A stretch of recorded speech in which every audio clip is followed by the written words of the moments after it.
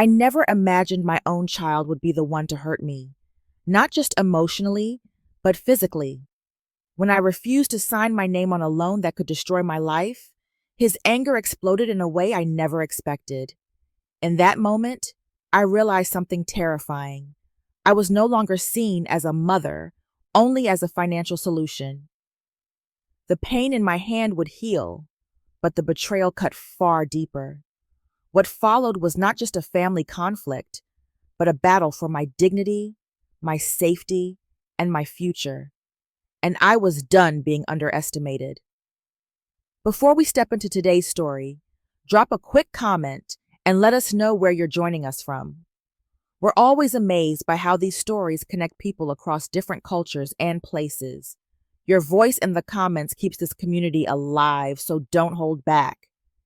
And if you're new here, hit subscribe and turn on notifications so you'll always be the first to catch our latest tales. Now, sit back, relax, and get ready for a journey that might just change the way you see things. Let's dive in. My name is Margaret Wilson, and I am 68 years old. I have lived in the same small coastal town of Newport, Oregon, for nearly 4 decades.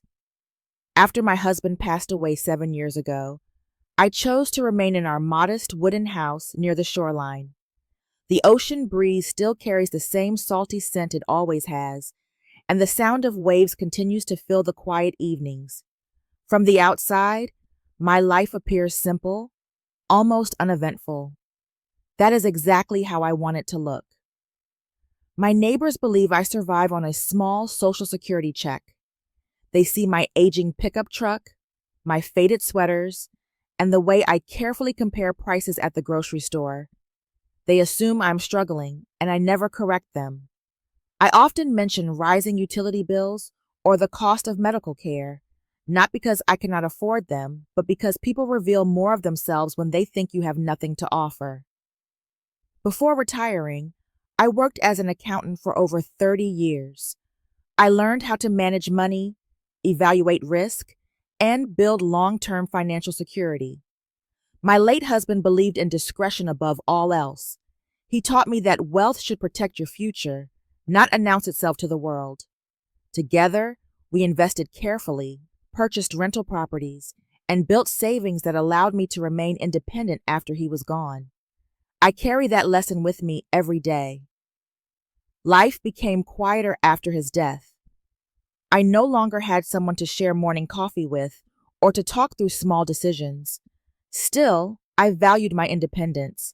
I did not want to move in with my son or rely on anyone else for support. I preferred my solitude, my routines, and the sense of control I maintained over my own life. My son Daniel is 40 years old. He once dreamed of building a successful career in real estate, but those ambitions never fully materialized.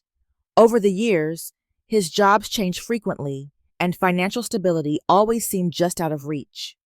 He often spoke about the pressure of living in Portland, where rent kept rising and opportunities felt increasingly scarce. Daniel believed I lived on a tight budget, and I allowed him to think so. His wife, Rachel, is younger than Daniel by several years. She is well-dressed, polite in conversation, and always appears attentive when she visits. Yet there is something calculated behind her smiles. Her questions rarely focus on how I feel or what I need. Instead, they drift toward topics like household expenses, long-term plans, and whether I have prepared for the future. She speaks with warmth, but her eyes are always measuring. In the past 2 years, their visits have become more frequent. They bring store-bought desserts, sit at my kitchen table, and talk about how difficult life has become. Somehow, every conversation circles back to money. They ask about property taxes, home repairs, and whether I have considered downsizing. They rarely ask about my health or whether I feel lonely.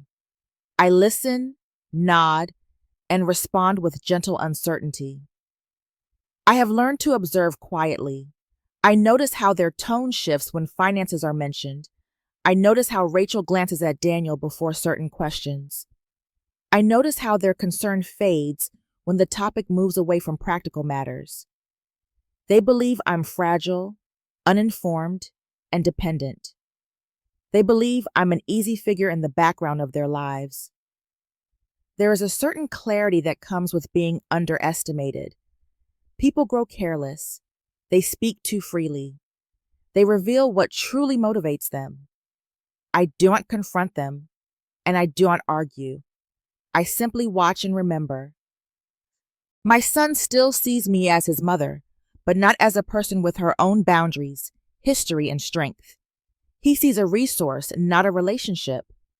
And although he does not realize it yet, that perception will soon be tested in ways none of us are prepared for. If you're still watching and feeling the tension building, please comment number 1 below to let me know you're with me. The real pressure is just beginning, and what happens next will change everything. Now, let's move on to chapter 2. After my husband passed away, I expected my relationship with Daniel to change. Loss reshapes people in quiet ways. What I did not expect was how quickly concern would turn into calculation. Over the last 2 years, his visits to my home became more frequent, but also more deliberate. He no longer came just to check on me. He came with questions. Rachel always arrived with a smile and a box of store-bought pastries. She complimented the view of the ocean, the charm of my little wooden house, and the peacefulness of Newport. Yet her conversations never stayed on those harmless topics for long. Sooner or later, she would steer the discussion toward practical matters. She asked about my utility bills, my property taxes, and whether maintaining a house at my age was becoming difficult. Her voice was gentle, but her curiosity felt invasive. Daniel, on the other hand, focused on his own struggles. Portland had become too expensive, he said. Rent kept increasing, and opportunities were shrinking. He talked about stress, pressure, and how exhausting it was to feel trapped in a city that no longer felt welcoming. Owning a home, he insisted, would solve everything: stability, security, and a fresh start. The way he spoke made it sound like a simple equation, but I could hear the desperation underneath his words. What unsettled me most was how every visit followed the same pattern. We would exchange polite greetings, discuss the weather, and comment on my garden. Then, almost without fail, the conversation would drift toward finances. It was never abrupt. It was always gradual, disguised as concern. Rachel would mention how challenging it must be for me to live alone. Daniel would comment on the cost of home repairs. Together, they created a narrative in which my life appeared fragile and uncertain. They rarely asked how I felt emotionally. They did not ask whether I was lonely or how I was coping with the quiet evenings. Their interest was practical, not personal. I began to feel less like a mother and more like a problem to be solved. I responded the same way every time. I nodded, sighed softly, and admitted that things were not as easy as they used to be. I allowed them to believe that money was tight. I mentioned small worries about rising expenses and unexpected costs. I did not lie, but I did not reveal the truth either. My uncertainty encouraged their curiosity. My silence invited their assumptions. Rachel's questions became more specific. She asked whether I had prepared any legal documents for the future. She wondered aloud what would happen to my house if I could no longer live alone. Her tone suggested kindness, but the timing of her questions felt calculated. Each inquiry seemed to test how much access they might eventually have to my life and my assets. Inside, a quiet unease began to grow. I had spent decades reading financial statements and evaluating risk. I recognized patterns when I saw them. Their concern was not random. It was focused, consistent, and increasingly bold. Something was forming beneath the surface, and I sensed that a larger request was coming. Still, I chose not to confront them. People reveal their true intentions when they believe they are in control. I listened carefully, stored every detail in my memory, and maintained my appearance of fragility. Letting them underestimate me was not weakness, it was preparation. Each visit left me with the same lingering feeling. The warmth of family connection had been replaced by something colder and more transactional. I was no longer just Daniel's mother. I was becoming part of his solution. And although no one had asked me for anything directly yet, I could feel the weight of expectation building. Whatever they were planning, it would test more than my patience. It would test my boundaries, my independence, and the trust I had once placed in my own child. Something was coming, and for the first time, I knew I would need to protect myself. If you're still here and starting to sense something isn't right, comment number 2 below to show you're paying attention. The situation is about to turn darker, and the next chapter reveals the first crack in this family. Let's continue to chapter 3. Daniel and Rachel arrived one afternoon with an energy I had not seen in them before. They carried a thick folder of documents and spoke with unusual confidence, as if they had already won something important. Their excitement felt rehearsed, almost performative, and it made me uneasy from the moment they stepped into my living room. They told me they had found a house in a quiet suburb outside Portland. According to them, it was perfect for starting a family, with enough space for future children and a yard that promised stability and comfort. Daniel described it as a fresh start, a way to finally leave behind the constant financial stress they had been facing. Rachel added details about the neighborhood, the nearby schools, and how peaceful life would be there. Every word was carefully chosen to paint an image of success and security. Then came the real reason for their visit. Daniel admitted that their credit scores were not strong enough for the bank's requirements. He explained that the lender needed a co-signer, someone with a reliable financial history. His eyes shifted toward me as he said it, as if the solution had been obvious all along. Rachel nodded in agreement, her smile steady but expectant. They framed the request as harmless. They insisted it was only a formality, nothing more than a signature to satisfy the bank. According to them, there was no real risk involved. They promised that the mortgage payments would be handled without issue and that I would never be affected. Their confidence was meant to reassure me, but instead, it raised more questions. I asked what would happen if they were unable to make the payments. I wanted to know exactly what legal responsibilities I would carry as a co-signer. Daniel's answers were vague. He spoke about unlikely scenarios and emphasized how stable their future income would be. Rachel redirected the conversation toward emotional themes, reminding me that families supported one another during difficult times. She mentioned my age in a way that sounded considerate on the surface, suggesting that I should not be living alone forever. She talked about how much safer and happier I would be closer to them. Her words were wrapped in concern, but beneath them I felt the pressure building. They were not simply asking for help. They were pushing me toward a decision. Inside, an alarm began to ring. I recognized the pattern of persuasion. Their reassurance lacked substance, and their explanations avoided specifics. I had spent years reviewing contracts and understanding financial consequences. What they were offering me was not clarity, but comfort without evidence. I told them I needed time to think. I said I wanted to review the documents carefully before making any decision. The atmosphere in the room changed immediately. Daniel's confidence faltered, and Rachel's smile tightened. Neither of them expected hesitation. They had assumed my agreement was guaranteed. Daniel tried to remain calm, but frustration crept into his voice. Rachel grew quieter, watching my reactions closely.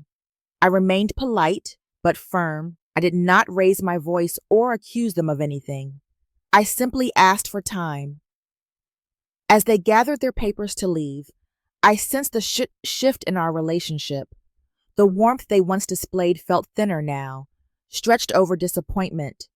Their visit had not gone as planned, and they were not pleased. When the door closed behind them, the silence in my home felt heavier than usual. I sat at my kitchen table and looked out toward the ocean, reflecting on what had just happened. The request itself was not what troubled me most. It was the way they had presented it, the way they had minimized risk, avoided details, and leaned on emotional pressure. I realized that this was not just about buying a house. It was about control, access, and expectations. They were testing how far they could go with me. And for the first time, I knew that my answer had created a crack in the image they had built of me. The calm before had passed. What came next would not be as quiet. If you're still watching and feeling uneasy about where this is heading, comment number 3 to let me know you're locked in. What happens next crosses a line that can never be undone. Now, let's move on to chapter 4. The days after my refusal were heavy with tension. Daniel and Rachel did not stop calling, and their messages became shorter, less polite. The patience they had once pretended to show began to disappear. When they came back to my house, their tone had changed. There was urgency in their voices, and something sharper beneath it. Daniel spoke first, repeating the same points about the house and the loan. He insisted that time was running out, that the opportunity would be lost if I did not act quickly. His words no longer carried warmth. They sounded like pressure. Rachel stood beside him, quiet but watchful, her eyes following my every reaction. I told them again that I was not comfortable signing anything without fully understanding the consequences. I explained that I needed clarity, not reassurance. My voice remained calm, but inside, I felt the shift. The conversation was no longer about family support. It was about control. Daniel's frustration surfaced. His gestures became sharper, his movements more abrupt. He picked up the folder of documents and pointed to the signature pages, urging me to look again.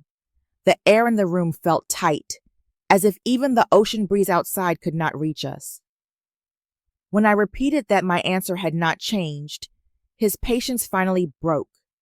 He reached for the papers in my hands, pulling them away with unnecessary force. Instinctively, I held on. The movement was sudden, careless, and far stronger than it needed to be. I lost my balance. My wrist struck the edge of the table with a dull, sickening impact. Pain shot through my arm immediately, sharp and unrelenting. I felt a warmth spread across my skin and knew something was wrong. My fingers trembled as I tried to move them, but my hand would not respond the way it should. For a moment, no one spoke. Daniel stood frozen, his breathing uneven. Rachel did not rush to my side. She did not ask if I was hurt. Instead, she dismissed the moment with a careless shrug, treating it like an inconvenience rather than an injury. The pain in my wrist pulsed with every heartbeat. But the deeper wound was not physical. It was the realization that my own son had crossed a line he could never step back from. He had chosen frustration over respect, urgency over care, and money over his mother's safety. I slowly sat down, holding my injured hand against my chest. Daniel avoided my eyes. His earlier confidence was gone, replaced by something uncertain and defensive. Rachel remained distant, her expression unreadable. No apology followed, no concern, only silence. That silence spoke louder than any words ever could. After they left, the house felt unbearably quiet. I sat alone, listening to the distant sound of waves and trying to steady my breathing. The pain in my wrist was constant, but the ache in my chest was heavier. I had raised Daniel to be better than this. I had believed for years that family bonds would protect us from harm. That belief shattered in an instant. I did not call the police, not yet. I needed time to think, to understand what this moment meant. Reporting the incident would have brought consequences, but I wanted something more than immediate justice. I wanted clarity. I wanted truth. I wrapped my wrist and scheduled a medical appointment for the following day. The doctor confirmed what I already knew. The bone was fractured. Healing would take time. As I returned home, I felt something inside me shift. The quiet, patient observer I had been for years was gone. In her place stood someone far more resolved. Daniel had revealed who he truly was under pressure. Rachel had revealed her indifference, and I had learned that silence, when chosen carefully, could be more powerful than confrontation. This was no longer just about a loan. It was about protecting myself from the people who believed they could use me without consequence.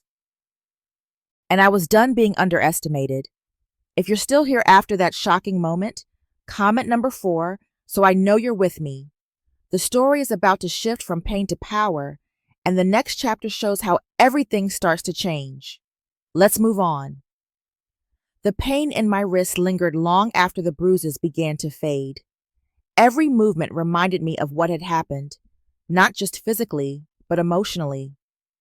I had spent years believing that patience and silence were enough to protect me. That illusion disappeared the moment my son's frustration turned into force. As I sat alone in my living room, listening to the steady rhythm of the ocean, I replayed the incident in my mind. Daniel had not lost control by accident. He had acted out of entitlement. Rachel's indifference had been just as revealing. They did not see me as someone who deserved care. They saw me as an obstacle. That realization brought clarity. I understood then that staying quiet would no longer keep me safe. If I wanted to protect my independence, my home, and my dignity, I needed to act with the same precision I had used in my career. This was no longer about family disappointment. It was about preventing financial and emotional exploitation. The first step was seeking legal guidance. I contacted Laura Chen, a lawyer known in our community for handling cases involving elder financial abuse. I explained the pressure I had been under, the request to co-sign the loan, and the injury I had sustained. Laura listened carefully and did not rush to conclusions. When I described the vague explanations and emotional manipulation, her tone shifted from polite to concerned. She explained the risks of co-signing in clear terms. If Daniel and Rachel failed to make their payments, the bank would come after me. My assets, my home, and my financial security could all be at risk. More importantly, the way they had pressured me fit a troubling pattern. Family relationships did not excuse financial coercion.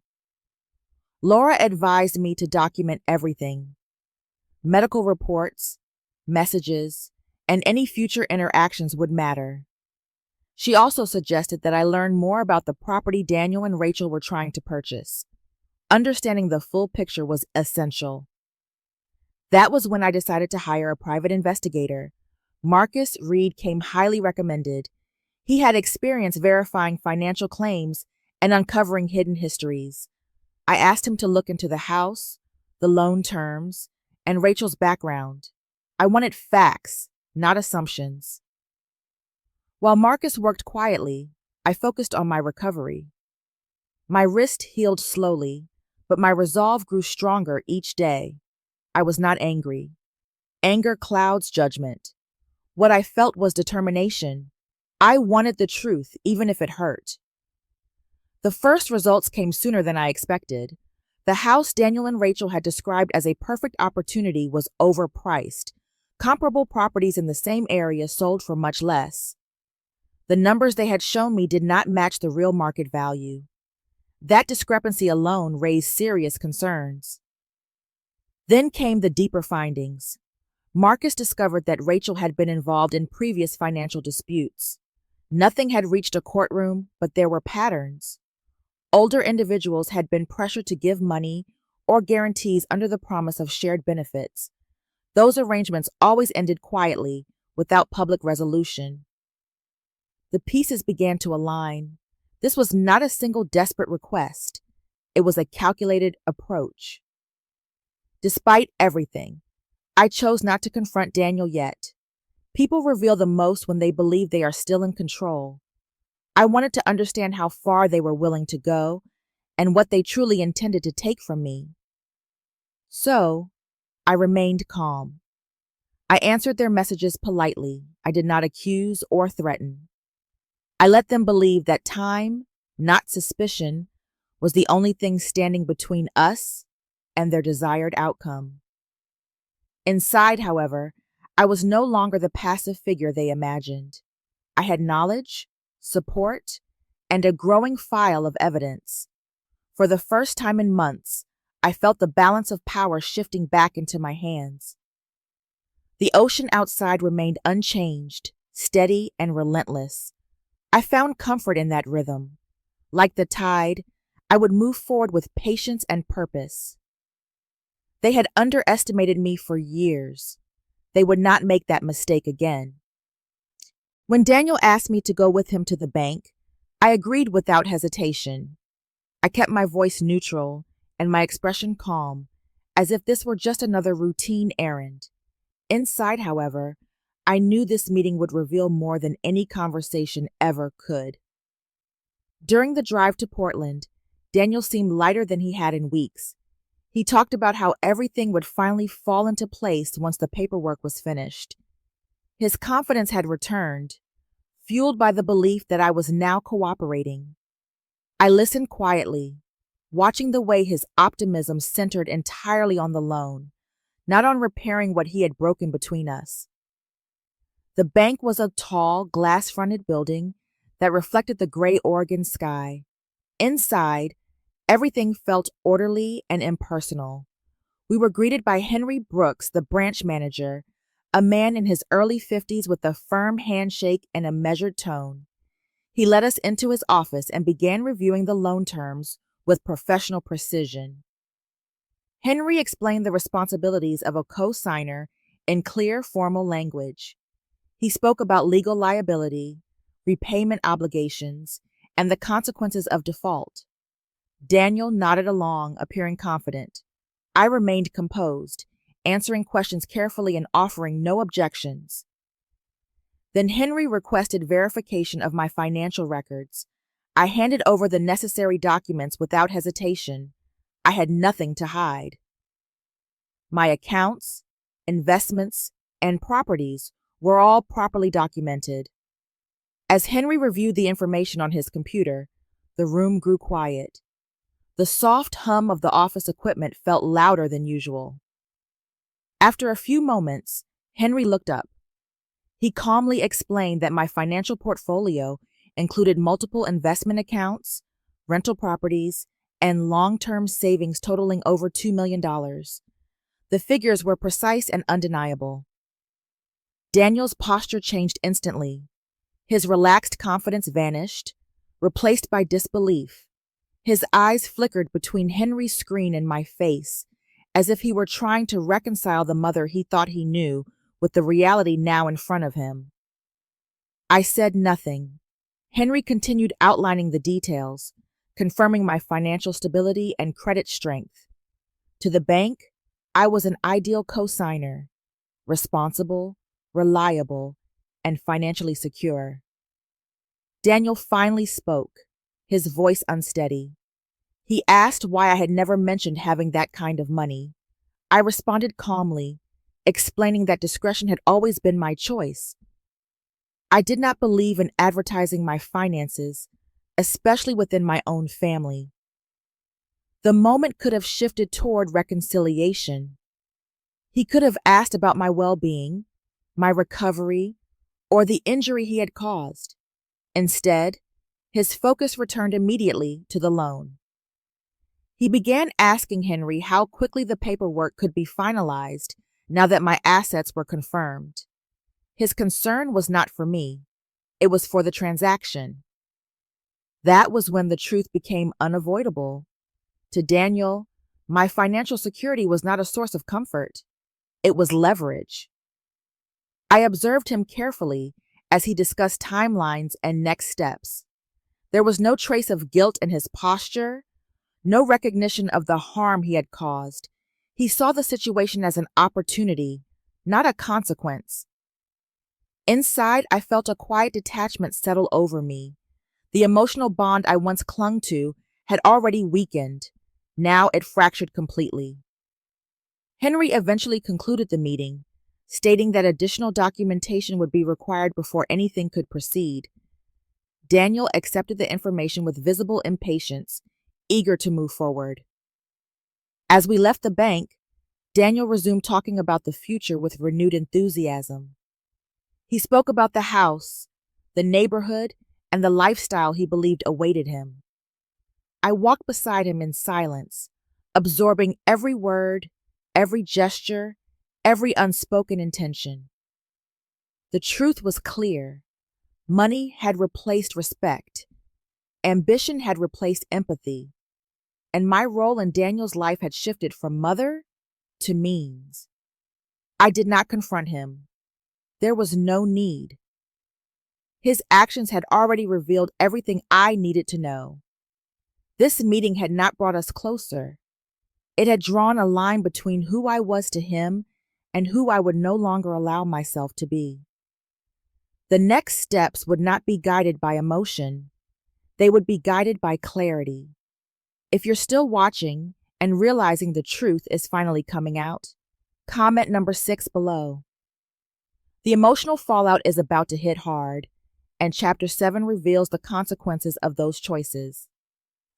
The days following our visit to the bank felt heavier than anything I had experienced since my husband's passing. What I had seen there did not surprise me, but it confirmed what I had feared for some time.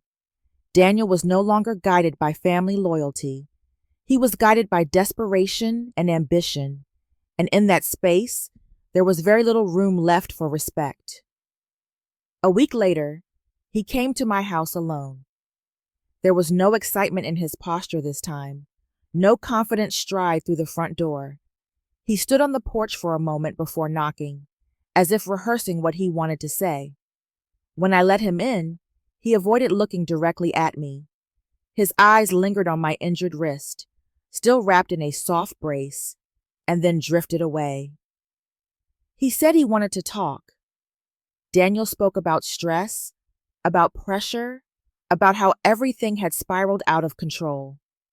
He explained how difficult life had become, how the housing market was unforgiving, how expectations were heavy. He said he regretted what had happened and insisted that he never meant to hurt me.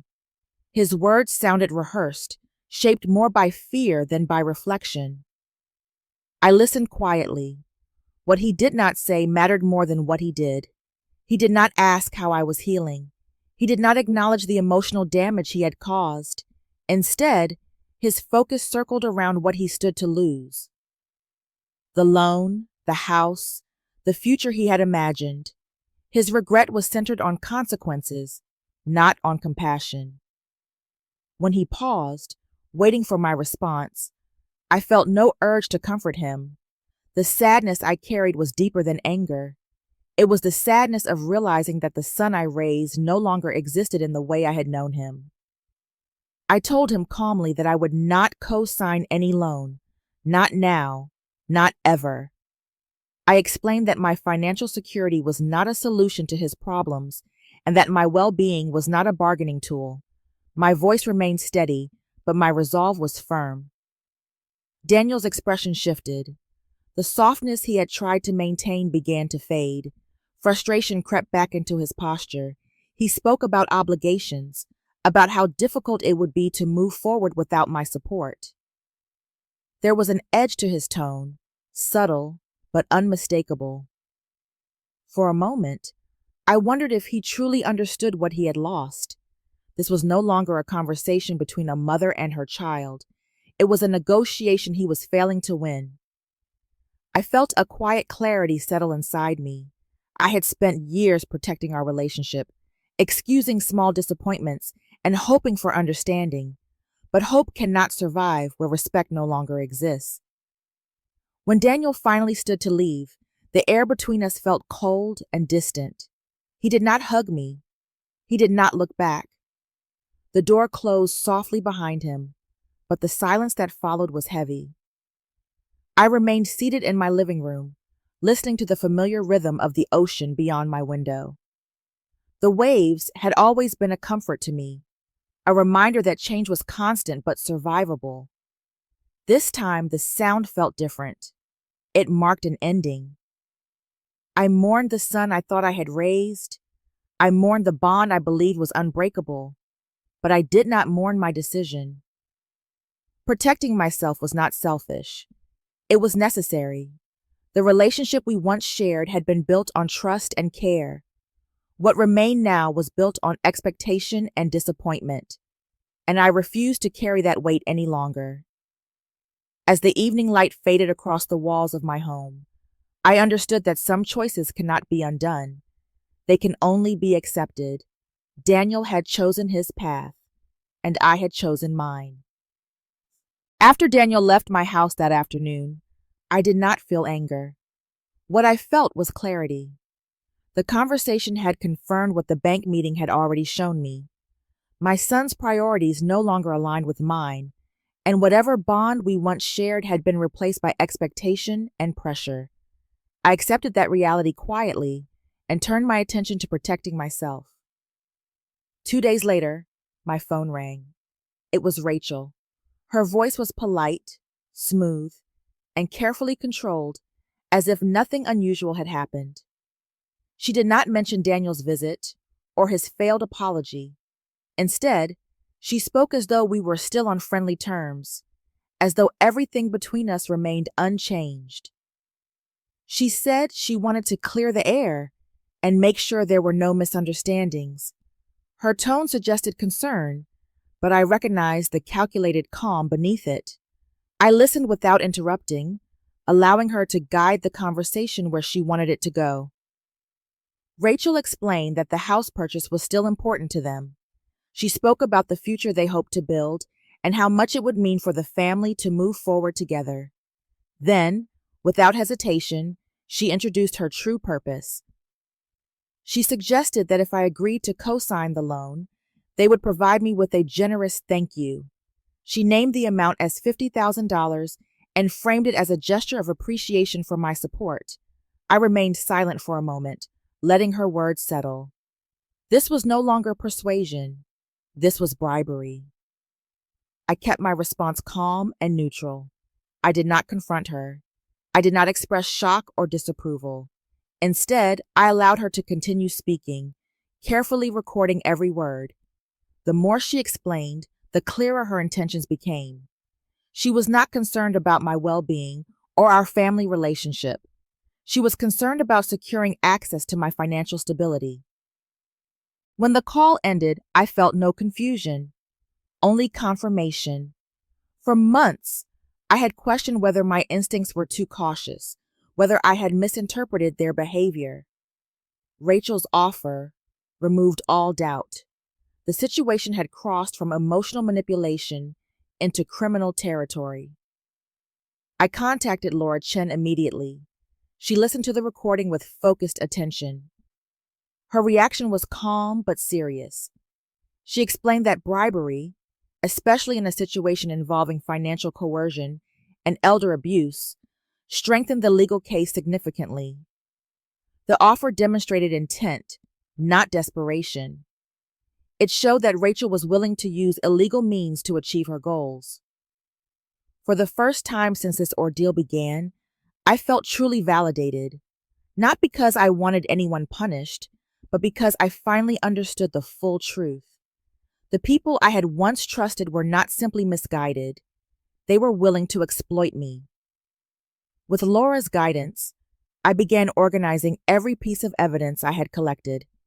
Medical records, financial documents, recorded conversations, and investigative findings were carefully cataloged. Each detail painted a clear picture of what had been happening behind the polite visits and rehearsed concern. Emotionally, I felt steady. There was no rush of anger or desire for revenge. What I felt was a quiet sense of resolution. I had protected myself without shouting, threatening, or losing control. I had chosen patience over reaction, and it had revealed everything. Rachel's mask had finally fallen. She was not a concerned daughter-in-law. She was a strategist, focused on gain rather than family, and now her intentions were no longer hidden. As I sat by my window that evening, watching the sun dip below the ocean horizon, I understood that the hardest part of this journey was over. The truth had surfaced, and it could not be ignored. What remained was not fear, it was preparation. Justice was no longer a possibility, it was a direction. If you're still here and ready to see how justice unfolds, comment number 8 to show you made it this far. The story is about to reach its powerful conclusion, and you won't want to miss what happens next. When I told Daniel that I was willing to help them buy the house with cash, his reaction was immediate. The hesitation, the tension, the strained apologies all disappeared. Hope returned to his voice, and confidence followed close behind. Rachel's tone shifted as well, becoming warm and grateful, as if the past weeks had never happened. They believed they had finally succeeded. We agreed to meet at the bank to finalize the transaction. That morning, I dressed simply, just as I always had. I wanted nothing about my appearance to distract from what was about to unfold. When I arrived, Daniel and Rachel were already there, seated close together, speaking quietly with Henry Brooks. Their posture was relaxed. They looked like people who believed the future was finally working in their favor. The meeting began in a calm, professional manner. Henry reviewed the basic structure of the purchase and explained the next steps. Papers were placed on the table. Everything appeared routine.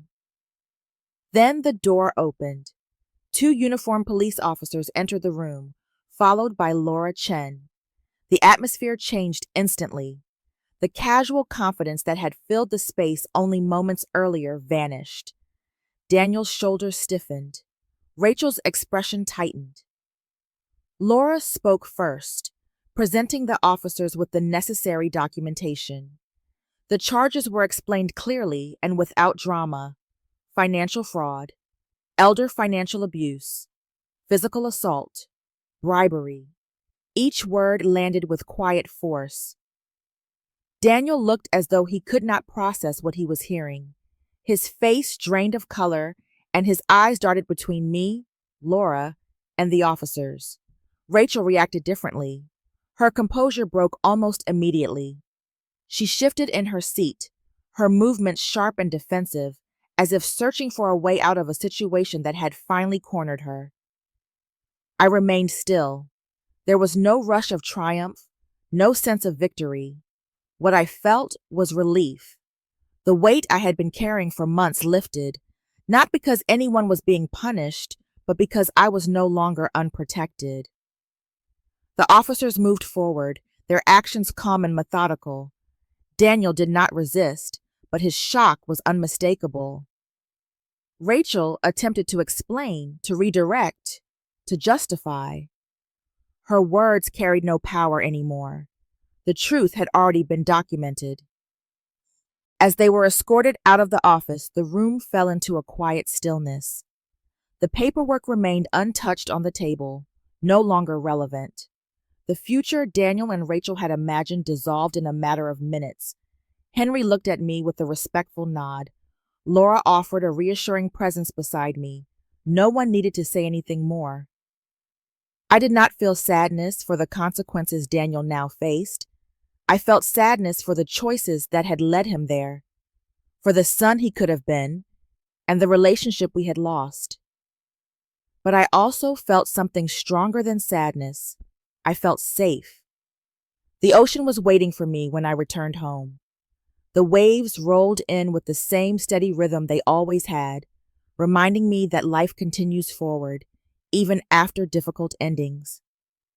Justice had arrived quietly, and for the first time in a long while, I could finally breathe. After everything ended, my house felt quieter than it ever had before. Not the lonely kind of quiet, but the peaceful kind. The kind that comes when chaos finally leaves the room. I spent many mornings sitting by the window, watching the ocean move in its steady rhythm, letting my thoughts settle the same way the waves always did. Losing my son did not happen in a single moment. It happened slowly, through choices he made and lines he crossed. I grieved the relationship we once had, but I did not grieve the decision to protect myself. Love does not require silence, and family does not excuse harm. I learned that respecting myself was not an act of betrayal. It was an act of survival. For years, I believed strength meant endurance. I believed it meant staying quiet, being patient, and accepting disappointment with grace. Now I understand that real strength means setting boundaries, even when it hurts. It means choosing dignity over comfort and safety over familiarity. Age did not make me weaker. It made me clearer. Experience sharpened my instincts, and wisdom gave me the courage to trust them. I no longer see my years as something to hide. I see them as proof that I have lived, learned, and survived. I do not carry anger with me. I carry understanding, not of excuses, but of truth. People reveal who they are when pressure rises. When that happens, it is our responsibility to protect ourselves, not to save them. My life is simple now. I tend to my garden, read in the afternoons, and listen to the ocean in the evenings. Peace has returned, not because everything was fixed, but because I chose myself. If there is one lesson my story leaves behind, it is this. Strength does not have to be loud. Sometimes it is quiet, steady, and unshakable. In the end, this story is not about loss, revenge, or punishment. It is about awakening. It is about the quiet moment when someone finally realizes that dignity is worth protecting, even when it means letting go of what once felt unbreakable. Life has a way of revealing the truth through pressure, and when it does, we are given a choice: remain silent or stand firm in our worth. True strength does not always shout. Sometimes it simply stands its ground, calm and unwavering. Respect begins from within, and boundaries are not walls, but acts of self-respect. When we choose ourselves, we do not become cold or distant. We become honest. Thank you for taking the time to listen to this story. If it moved you, inspired you, or reminded you of your own strength, feel free to share your thoughts in the comments. Do not forget to like, follow, and subscribe for more meaningful stories like this.